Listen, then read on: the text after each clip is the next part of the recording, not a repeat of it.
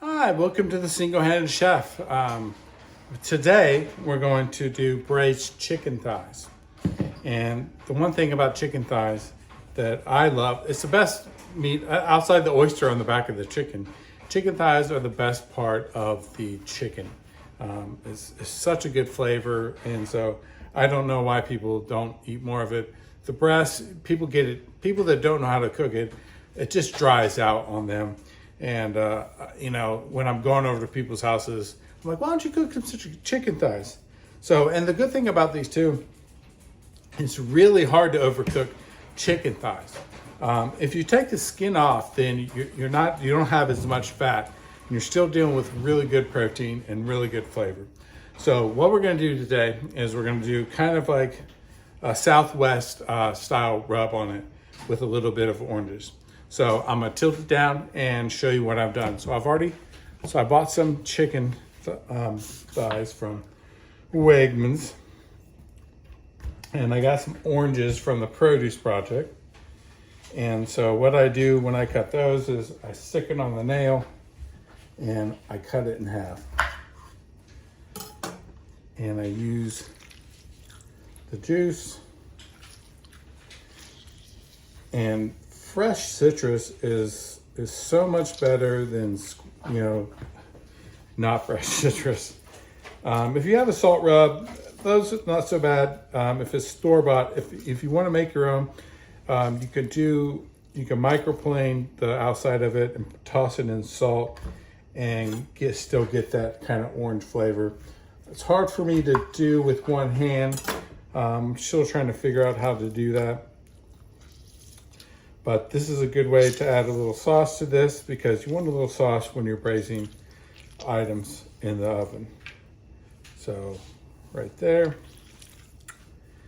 juice of 2 oranges, 4 halves, sorry. My math is not as good as what it used to be.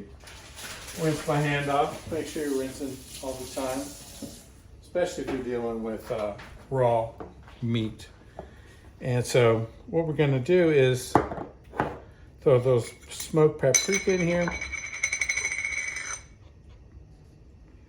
about a tablespoon, cumin, 2 teaspoons, here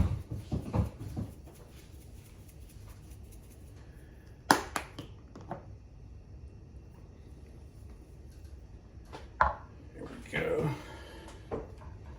And so I'm able to use my hand a little bit. And so what I've been doing is I'll do this, I'll put it in there, and then that helps me to turn it open. And then 2 tablespoons, and this is a smoked red chipotle jalapeno. You can use whatever spice you want. You can go spicier, you can go less spice. Go in with some salt.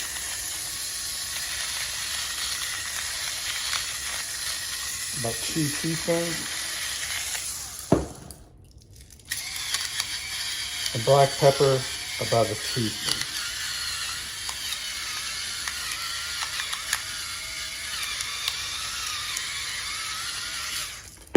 All right, then you want to go in with about half a tablespoon of oil, just a little bit, and then mix this up.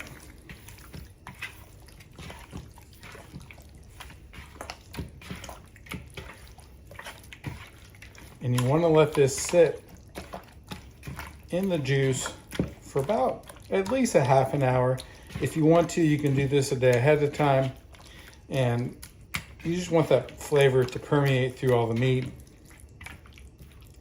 And even more so when you braise, you retain a lot of this flavor as well. So wash your hands, or hand.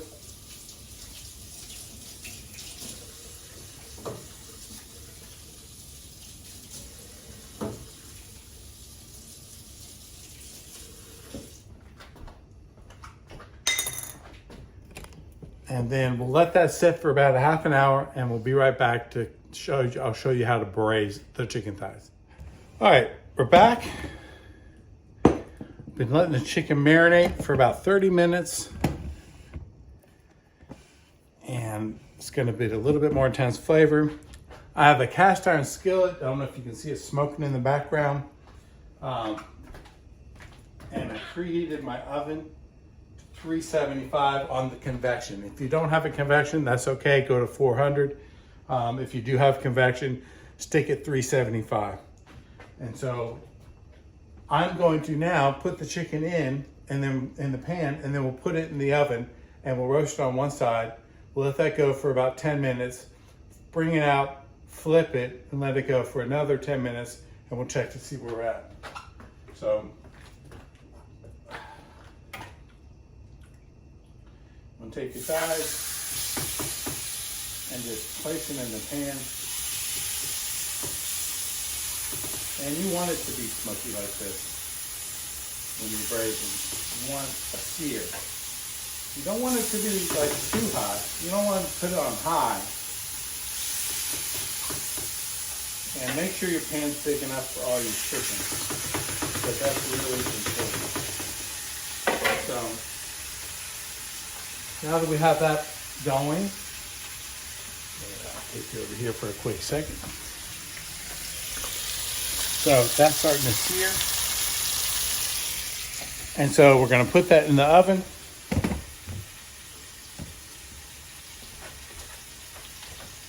And let it go 10 minutes. So 375, timer, 10 minutes. And then we'll be back and I'll show you what we do when we flip it. Thank you. All right, it's been 10 minutes. Let's open up the oven and let's see where we're at. Watch your glasses, if you have glasses. And watch your eyes. You don't, when you pull it out, make sure you have a burner on. You still want it to maintain heat. Otherwise, it's gonna lose heat. So, here we are. Got a nice sear. It looks good. So now we're gonna flip it over and I'm gonna bring it back up to where it's kind of hot. See where we're at right now so you can see it for yourself.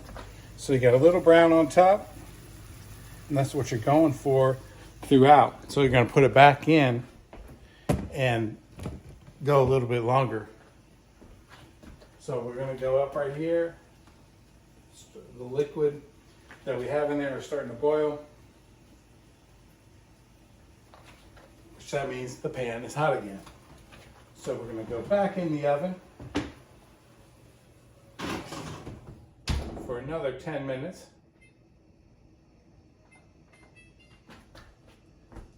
And then we'll be back to check the finish, see if it's ready to be a finished product. So to be right back. All right, now we're at 20 minutes total. Watch your face. Pull them out. Oh man, it looks so good. So, the best way to tell with chicken thighs is to see if you can break it, which we're able to do with just a pair of tongs. I got the color I want. I got liquid in there. Here, let's see what we got. And that's what you have. And so you have this wonderful liquid. You have this wonderful, let me get you a little bit closer and show you. So what you want to do, put a pair of tongs in, and if the tongs just separate it. Now you can eat it like this, where you can just tear it up like that. You can put it in a KitchenAid with the paddle attachment and paddle it up. Be careful, you don't want to go too far, and what that does, it'll kind of create a shredded chicken that you can do with a fork, just a little bit finer. Make tacos out of it. You can serve it over polenta or grits with that broccoli that we did not too long ago. So there's so many things you can do it. You can just eat it just like it is. This is a good way to do with any kind of meat like this. Chicken thighs, they need to be cooked a little bit longer. And you don't have to go crazy with them, but you also want to make sure that it's done like that. You saw how quick, how easy it was just with a pair of tongs to just separate. So you can use it for whatever you want to use it for.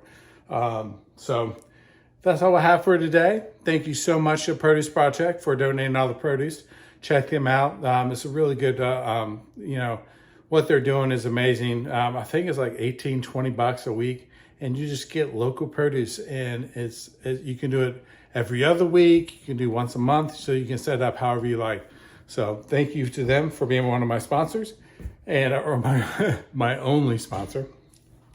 So remember to like and subscribe, and I look forward to seeing y'all soon. Y'all take care. Single-handed chef. Goodbye. There we go. Now try a little piece.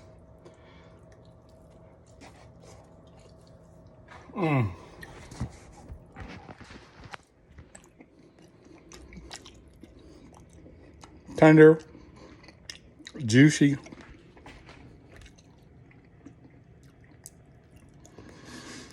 Exactly what I want.